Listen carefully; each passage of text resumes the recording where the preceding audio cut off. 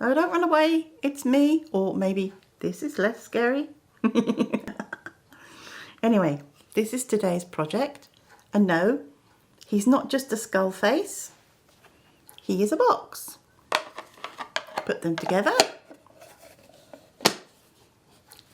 And this is what we're aiming for today. Lots of fun. Chameleon powder on the outside. Another felt bottom.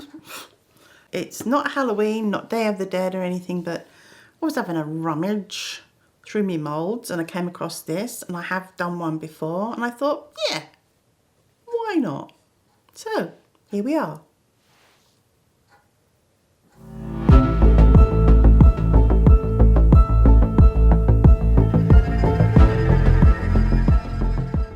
So I'm just painting on Let's Resin chameleon powder, and this first one is teal. These chameleon powders, once you put black resin behind them, they make any project stunning. They have that sort of oil slick look to them. Since I spilt the magenta, that's what we're going with next. You can pick any colours you like. I just picked these because I think they go well together.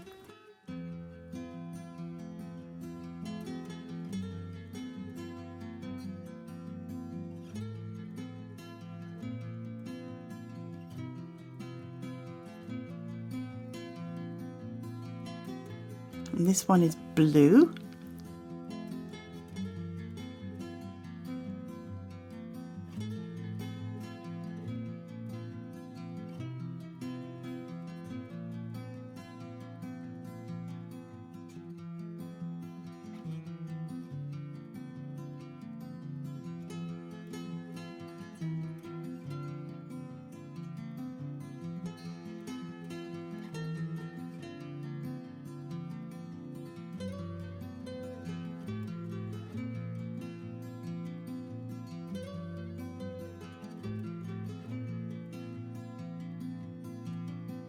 And this one, for some reason, is called golden rather than gold. And as you can see, I've turned the mould inside out. It's just easier to paint on the surface and mix all the colours together, making sure you get good coverage.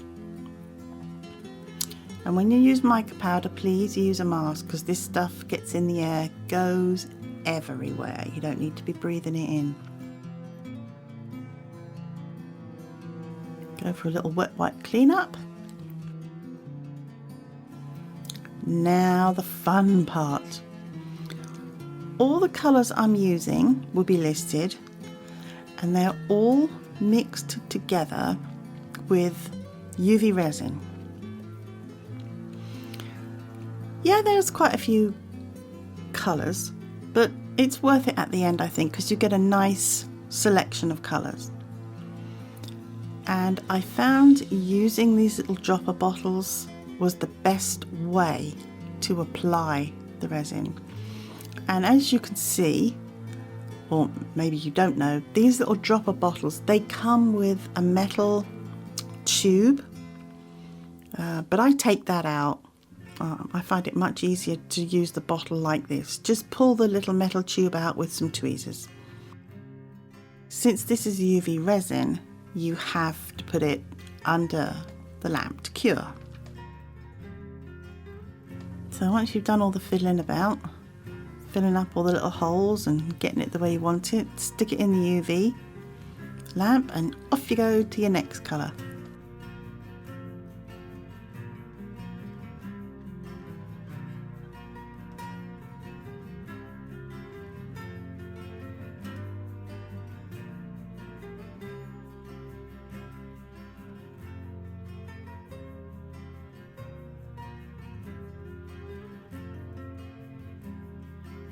These little dropper bottles are very useful, especially when it comes to the areas of the mould that are tricky. You know, they're narrow.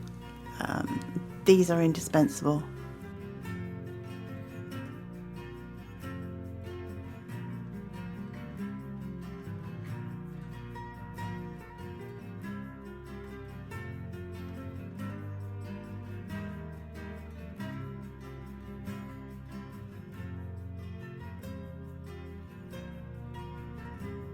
So just keep going along, putting your mica powders, a little bit of UV resin, do all your parts.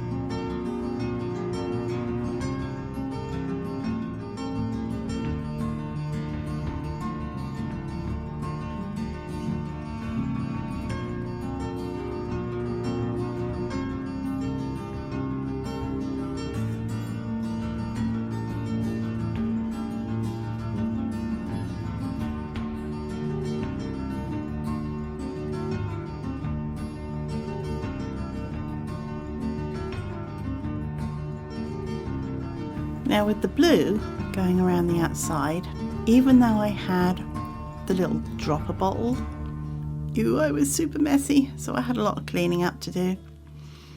I over squeezed the bottle in some places and it made a mess. So gently with the squeezing. See, not skilled. But far easier to use the little dropper bottle than, I don't know any other method of doing. I mean, you couldn't just drop it in with a spoon or anything, but that was me. Made a lovely mess.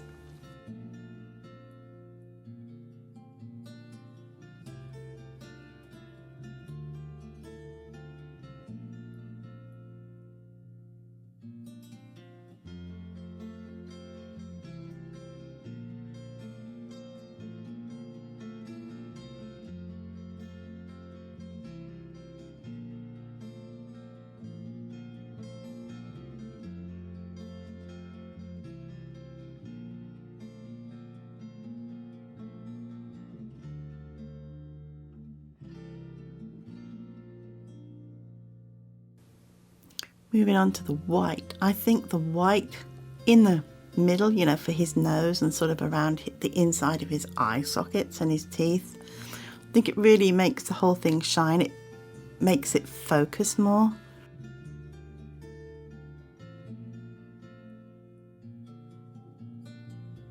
Oh yeah, the teeth are fun. Again, don't over squeeze your bottle, because I had some cleaning up to do on that as well.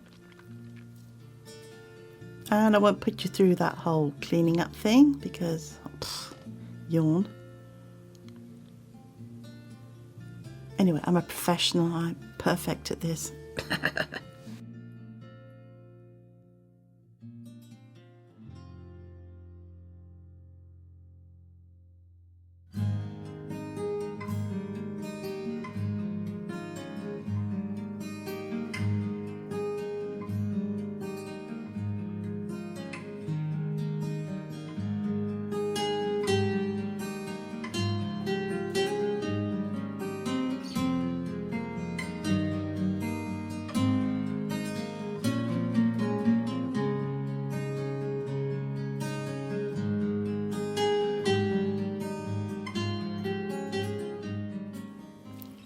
Because I've used bright colours on this, I decided to give it a black background.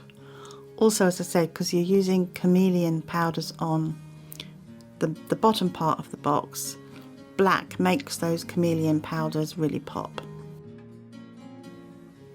At this stage, don't pour all the resin into the bottom part of the mould, because you're going to be spending a little bit of time doing the usual debubbling, trying to get the little sneaky bubbles out.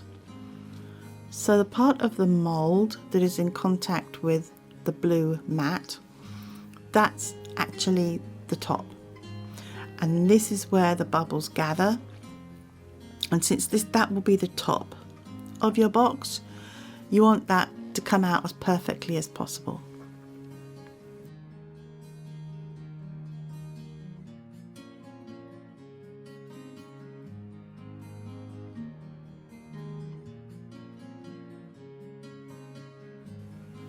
So do your usual with your heat gun and going around the edge, anything to get rid of the bubbles.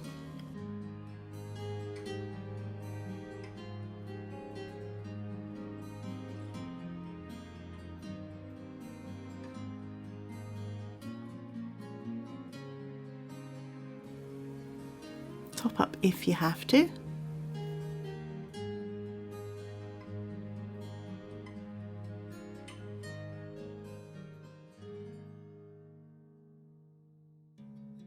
Leave it to cure. I left mine for 24 hours because it's quite a lot of resin. I want to make sure that it's thoroughly cured. Magic day. Best part. Unmoulding. Here we go. Now we discover what we've got.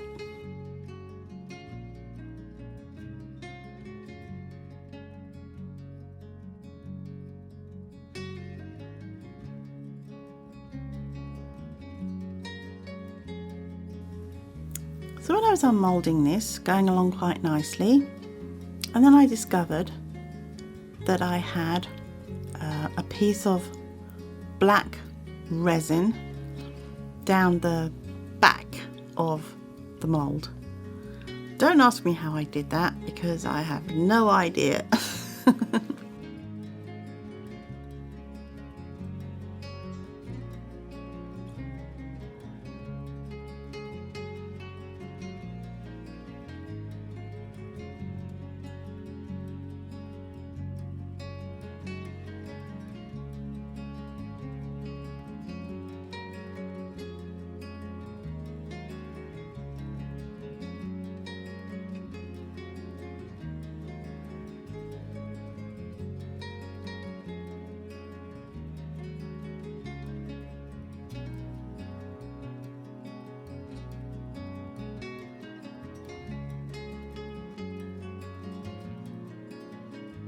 Very happy with that.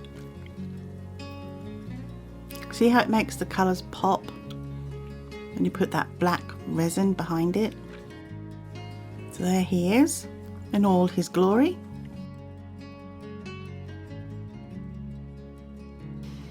As you can see, I put a top coat on. I domed it. This also helps to bring the colours out and seals everything in. So I suggest you do this and do it on, you know, a level surface, obviously.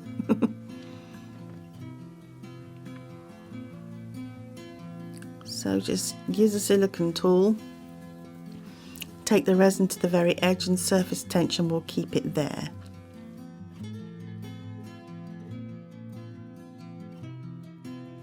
You can use your heat gun, but use it from a distance so that you don't blow the resin over the edge.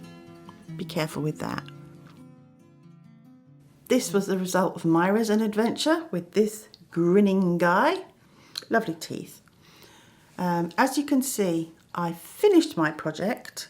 I put on rhinestones and some little metal decorations just to jazz him up.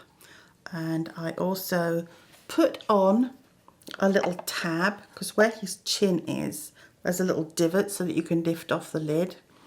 I put on a 1/4 inch ribbon tab, and I just glued it to the back so that when the lid goes on, obviously it'll be laying flat. It's easier to lift that off.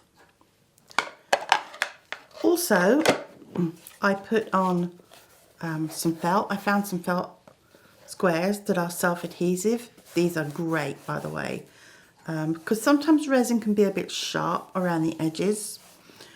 And if you have like a pot or something, like a box or a tray, it is nice to put some felt on the back just to finish it off. So,